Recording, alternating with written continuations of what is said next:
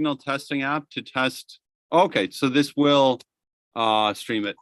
So I use a signal testing app to check where there's a strong signal. And if it's not good enough to connect to a Zoom, like if I think it'll drop out and stuff, I'll find a different place or I'll put my phone in a tree, different things like that.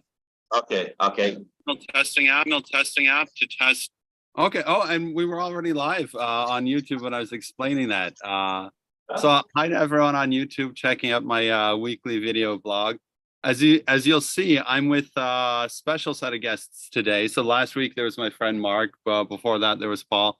Here I'm with my good friend Borko in Pericin, Serbia, at Gimnazia Serbia, with one of his classes who I've seen in the fall, and probably a lot of you I've seen multiple times before that, right, guys? Because I'm in Pericin like once a year, sometimes twice a year if it's a good year. So they're here to interrupt me, ask questions, share their curiosity about what I'm doing. And to start off with, I'm going to show some photos like I often do, explain where I've been this week. And anytime you guys want to interrupt to ask about something I'm showing in a photo or something I'm talking about, please interrupt, because then that shows that you're interested and something you're curious about, maybe others are curious about too. So that being said, let's go to a couple of photos. So you should see a screenshot of a map of Africa. And that's just to point out like where I started. So I started in Tangier, which is just south of the Gibraltar Strait. At this scale, it almost looks like it's connected to Europe. Like I could see across the other side. I think it's 13 kilometers at the closest point. And I biked most way along the coast. Like for Marrakesh, I was inland about 100 kilometers. But other than that, the road more or less followed the coast through Morocco, through Western Sahara, which some people will say is part of Morocco. Some people say should be independent. I don't really have much of an opinion on that. Then through Mauritania, and now I'm in Senegal. And I've been in Senegal the past week, so I'll be talking mainly about what I've done in Senegal. And showing some photos of that. So here I was in St. Louis. This is the fishing port with a lot of wooden vessels where they go out every day to fish. Kind of a neat part of town, but also kind of an exhausting part of town. I won't go into detail on it, but like there's garbage everywhere, livestock, people. Exciting place, but not the cleanest place. I don't know if you can tell, a lot of these goats, they're eating some of the garbage that's on the beach there. This is also a photo. I was invited to participate in a local radio show on education from this guy's the regional communications officer for education. And because a lot of the radio show was in Wolof, which is their local language, I'm embarrassed to say I don't remember who this lady is because everything she was talking about was in a language I couldn't speak. But she seemed to be important and a very nice lady. First time on the trip, I've seen monkeys. So stark contrast from Mauritania, where the desert, there's like nothing. It was deserted. And now there's monkeys, even curious ones who climb on my bike. And we'll see if this video loads or not. Often while running a Zoom, for some reason, videos don't like to load. Oh, it does. And so this guy climbed on my bike. And at first I was like, oh, that's cute. I'm going to show a video. But then I saw him starting to chew the seat. And I was thinking, I really don't think it's worth having a hole in my seat. I'm going to take this monkey away. And then more by the coast, like wetlands and stuff. Finally, there were some good trees to get shade under. So like if you followed what I was doing in Mauritania and across the Sahara, there's a big zone there of like 1,000 kilometers, 1,500 kilometers with pretty much no trees. And so the only shade is every once in a while when I get into a town, which sometimes we're more than 100 kilometers apart. So really loving trees, being with trees again and shade. Again, garbage everywhere.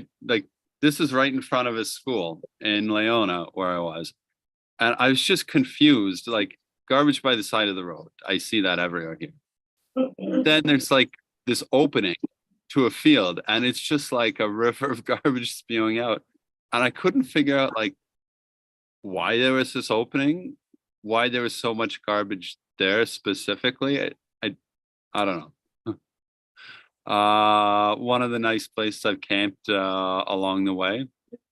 Wow. And finally in schools. So in Senegal, it's a lot more densely populated than Mauritania and in the southern part of Morocco. So finally, there were a lot more schools, and also administratively, there were difficulties with Moroccan schools. They're very particular about authorizations. Here in Senegal, they are as well, but at least the people in the offices are friendly and welcoming. So it's a very slow and inefficient system, but where people are friendly and trying to help. So I actually did manage to get to a number of schools. So this week was in 6 different schools. So it almost felt like I was back in Serbia, where teachers were friendly and I was able to go different places, do experiments. And it was like a good way to finish off the trip in a number of different schools. You'll notice, and these aren't the only photos of experiments, but you'll notice a lot of people here aren't used to taking photos or don't take very good photos. So even though like it was interesting being in schools, I'm sure some of the things I did were interesting. Most of the photos are terrible. So sorry about that. Like this one, I don't know why it's interesting that I'm writing on a chalkboard. Like that's one of the most boring things teachers could do. But I have a photo of that. This one, we'll see if the video loads, and I'm speaking in French there, so I'll just mute the volume. And this is showing an experiment I learned from my friend Takis in Greece. Oh, and if you guys want, ask me to share any of these experiments and I'll pull out some of the stuff from some of the ones I show. But this one is on kinetic energy, just using a ruler, eraser, and balls of paper. Here, there were seashells from the school. More nice roads with some shade. More roads, more roads. Another fishing village. This is near, well, in the town of Longpool-sur-Mer, where I was at a school Saturday morning. So I guess this was Friday night as I got into town. I don't know if this shows up so well in the photo. Like I'll try and zoom in, but these are some like really weird looking decrepit old wind turbines. Like most of them are missing the blades. The ones with the blades weren't working, and it just seemed weird seeing like an old wind farm that was in disrepair. There's also a dead cow there. It's like just like weird place with things that are broken and dead, but might have otherwise been a good idea if they were working. Oh, and more cows. These ones are alive. And this is actually the road I was biking on yesterday, and you can kind of tell with the footprints. There's a lot of sand, so it sinks down, and it's really slow on a loaded bike, so it was exhausting. And then, like, I mean, the cows here in this part of it, they're mainly on one side of the road. On the other side, they're kind of all over the road behind me, like where I stopped to take the picture. And so, on top of the sand being exhausting, it was exhausting, like to get out of the way of cows. Um, and you can see like there's trees by the side of the road, but on the road itself, there's no shade on this stretch. So kind of like a hot, tiring stretch. More experiments in schools. This one I might have shown your class back in the fall. Did I? Have you guys seen this one? Yes. Perfect. So you see, you're familiar with a lot of these experiments already. Did I show the one with headphones with measuring the wavelength of sound and calculating the speed of sound? Not with this class, but you did. Oh, okay. So that like that one again with a class here. Oh, and the Bernoulli effect. Are you guys familiar with that one with the 2 papers? I don't think so. Oh, okay. After the photos, I'll pull 2 papers out of my bag because it's a really easy one to do, but I like it a lot because students always have paper. Like, even if they don't have any other materials for experiments, paper is easy to come by. So remind me if I forget after the photos, I'll show at least this experiment, if not others. But I can take requests for others. Oh, and this is just to show like the size of the group. I didn't count how many people, but it was probably like 150 of us piled into one classroom. They were pretty good considering how crowded it was. Like you can see them standing and stuff. Oh, and then just where I am here next to this lake, and that's a good cue to like turn to the live. This is the lake, although with the sun, I didn't keep it in the background, just because you wouldn't see my face because of the dark. Um, but it's Lac Rose, which means pink lake, and it's supposed to be a beautiful pink lake.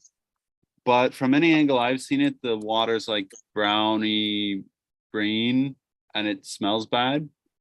So like looking on Google Maps or like on recommendations, they say come by to this really beautiful lake. And I haven't yet seen the beauty in it. But that's where I am now. Arriving in Dakar. So I'm only like 30 or 40 kilometers to Dakar. That's the- and and Dakar is the end point of the trip. Like I'm flying home on next weekend. Although interestingly enough, Dakar Airport is like 70 kilometers out of town, and it's closer to two other schools. So I'm going to Dakar today for a couple of days. Then I have things lined up at schools in these other towns close to the airport. So Dakar is the end of the trip, but Dakar City isn't actually. Like I'm still biking 100 kilometers to these other towns and stuff, but like pretty much at the end of this trip. Ready to go back to Europe. And back in Europe, mark your calendars. The Belgrade Science Festival is back after however many years it's been since December 2019. May 4th to 6th. And I should be there on stage doing a science show and running workshops.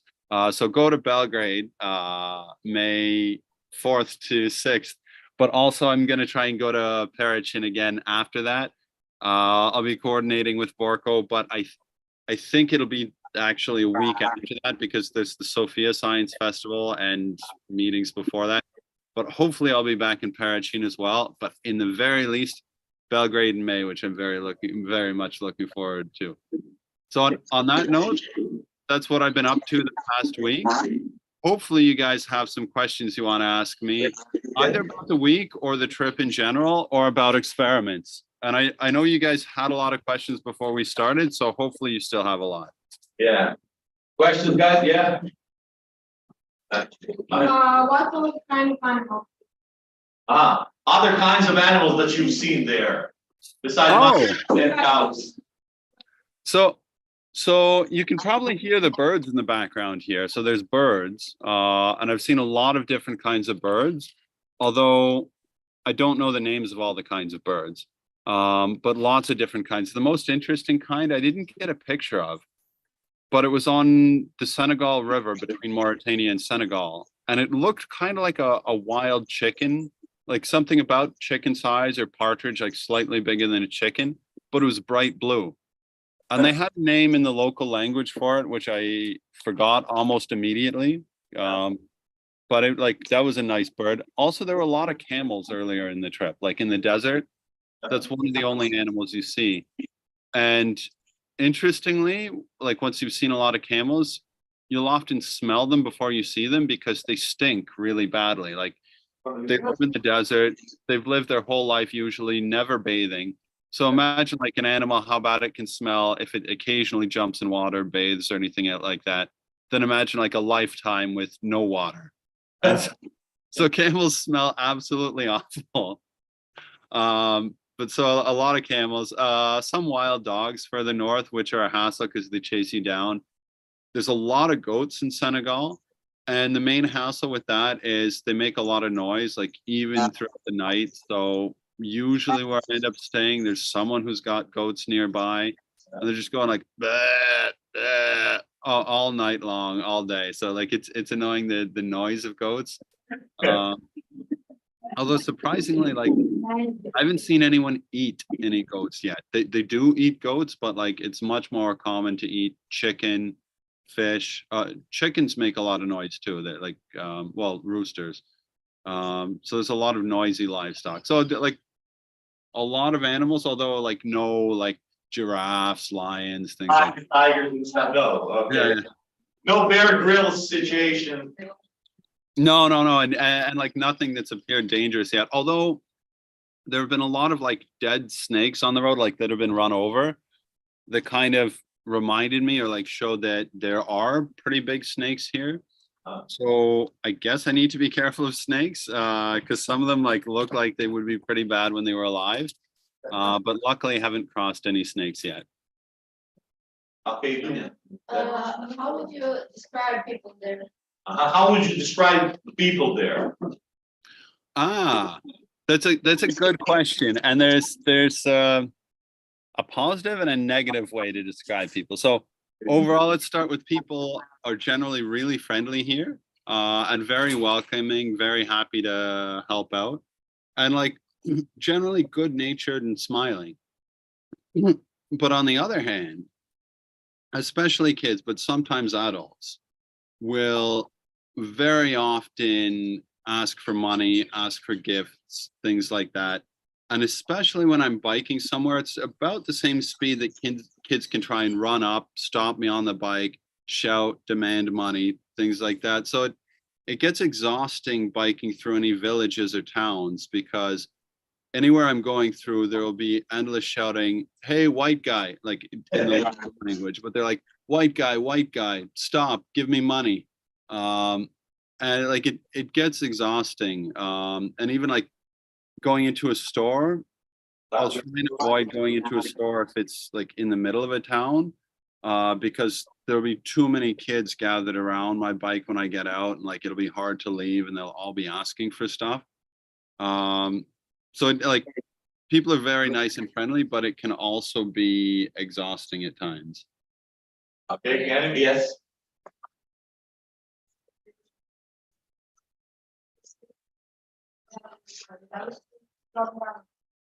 Okay, okay. The question is that we saw a lot of girls, a lot of women there, in your classroom.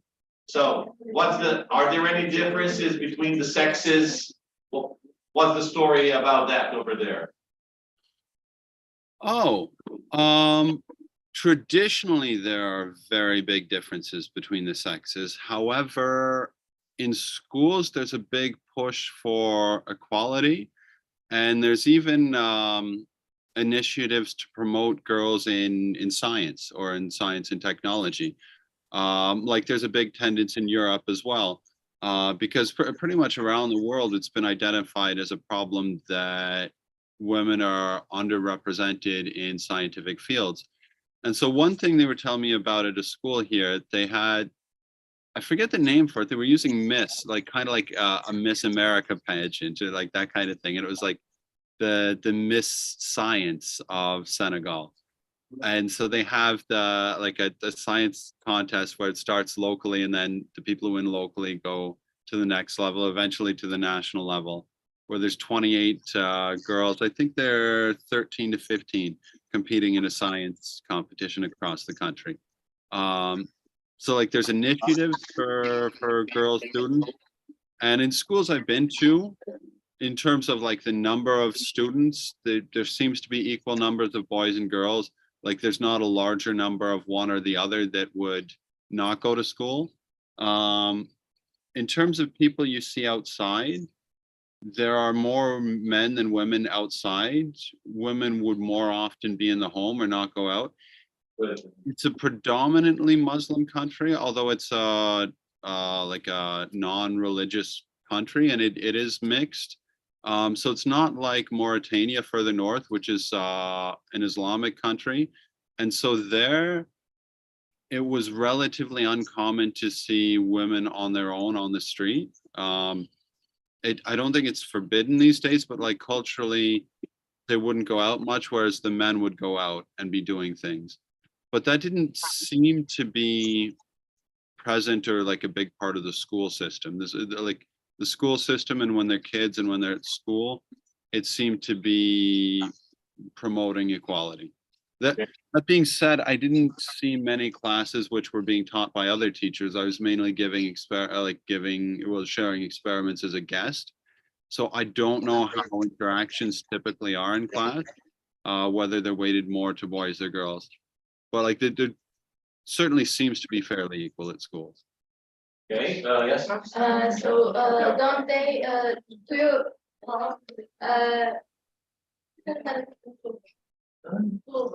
Do they have clubs over there? do they have Like night clubs, you think? Yes.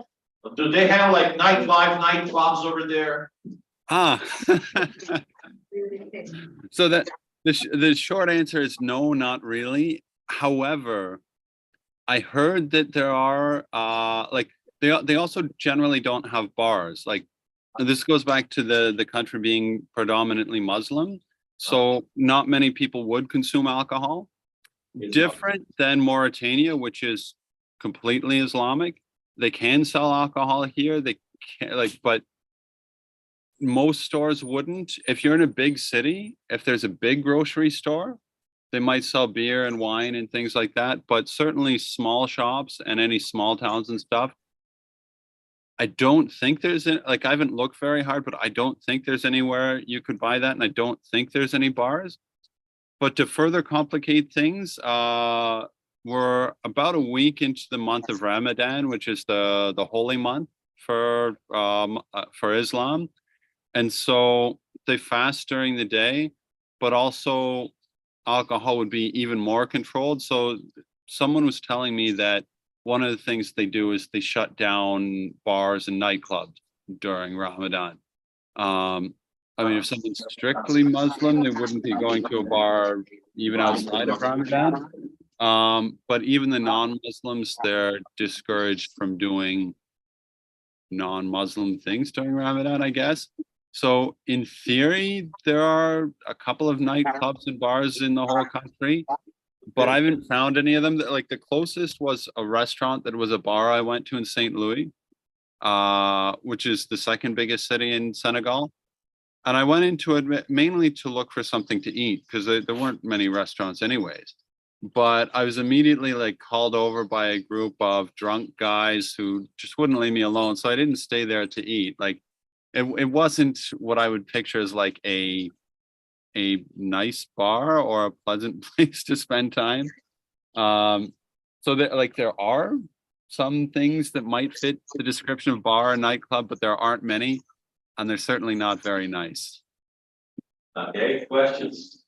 What kind of food is it? What kind of food have you tasted there so far? So I really miss Serbian food. The food is much better in Serbia than in Senegal. There's some good food here, but like I was saying with Ramadan, they don't eat during the middle of the day.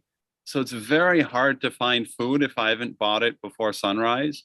Like stores will be open, but not that many, and there's not that many things to buy at stores. Like a lot of stores, they'll sell things like vegetable oil, tomato paste, dried noodles, things like that. And I haven't been traveling with the stove this time, so there's a limited amount of stuff I can do with those ingredients. So the past several days during the day, I've mainly been eating bread.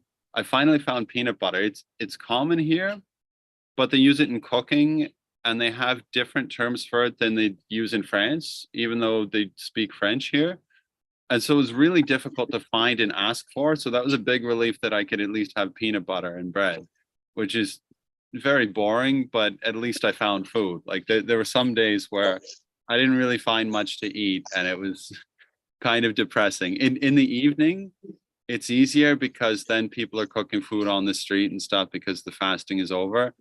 And there, like the national dish here is called cheboga, which is fish with rice. Or some of the other common ones are yassa, which is lemon and onions kind of cooked together, stewed with some kind of meat. Most typically chicken, but it could be fish. I think it could be other meats. Or one of my favorites is mafe, and it's stewed, like it's thickened with peanut butter. So it's like a sauce or like a really thick soup.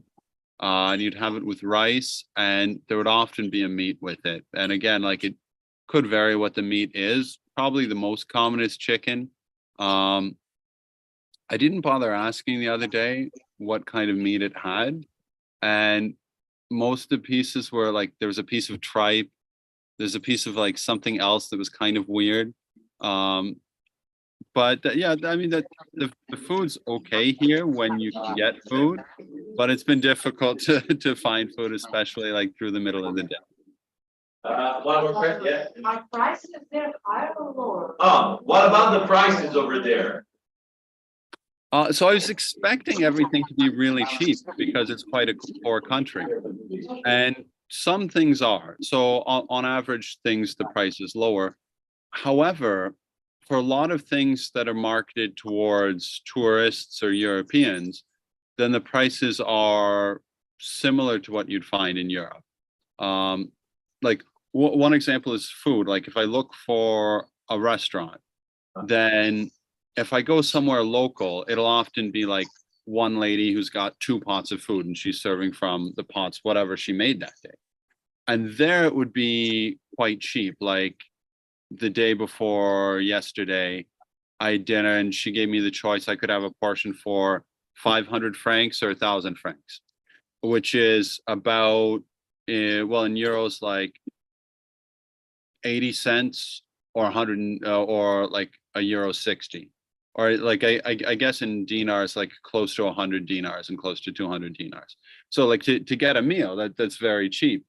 But then if I were to go to a restaurant that would have chairs and a table and like lighting, or certainly if it had a written menu, then it would be prices that are more aligned with Europe, and like meals would be starting around 4,000 francs, which would be like €8 or more, but like often going up a lot more than that.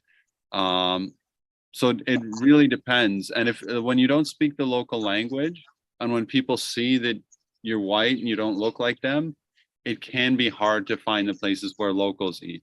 So like things can be really cheap, but you kind of need to look for it, or yeah.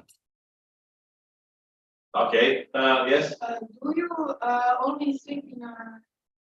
do you always sleep in a tent?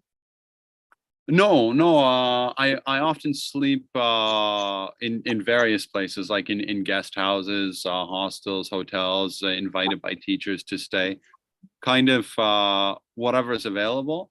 But often, just because like traveling a lot, things can get expensive, so I'll often look for whatever the cheapest option is. Often that ends up camping. Although camping is different in different places. Like in the desert, it was easy. You could camp anywhere you want, and like just be careful that there's nothing dangerous nearby. Kind of be discreet if you don't want to be bothered at night. And so it was pretty easy to find places to camp for free. In Mauritania, there was a manhunt on for escaped prisoners, and so it was forbidden to camp in the desert anywhere. So I kind of got out of the habit of it. And now here in Senegal, there's too many people everywhere, and it'd be really hard to find somewhere where I wouldn't be approached by people throughout the night if it's not like an organized campground where I pay to camp. So then it's a bit more expensive, but it's cheaper than staying in guest house. Yes. How long are you staying in Africa, and where are you going next? So I've I've been in Africa since January 29th, and I'm flying back to Paris on April 1st. So back home to Paris is the very next place I'm going. But soon after that, I'm going to Spain. There's a conference where I'll be presenting in Spain. And then after that, in May, like I said, Belgrade Science Festival, the beginning of May. Then Sofia Science Festival the weekend after that. And hopefully having time to come back to Serbia after that. So like, well, I mean, you can picture a map of Serbia.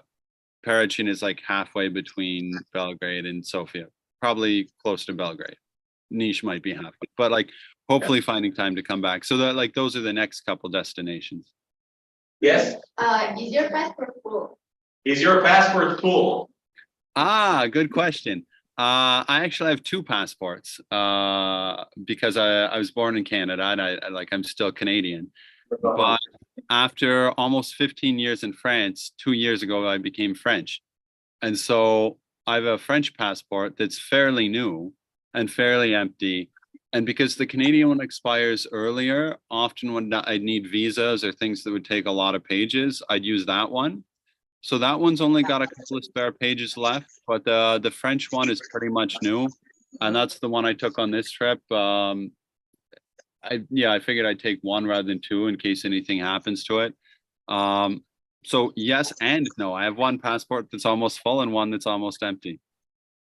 Okay, well, we just heard the bell, so this lesson with this class is over, and we're having another class in like 5 minutes, Michael. Is that okay? Yeah, perfect. It's been great seeing you guys again, and I'm looking forward to hopefully seeing you in person in May.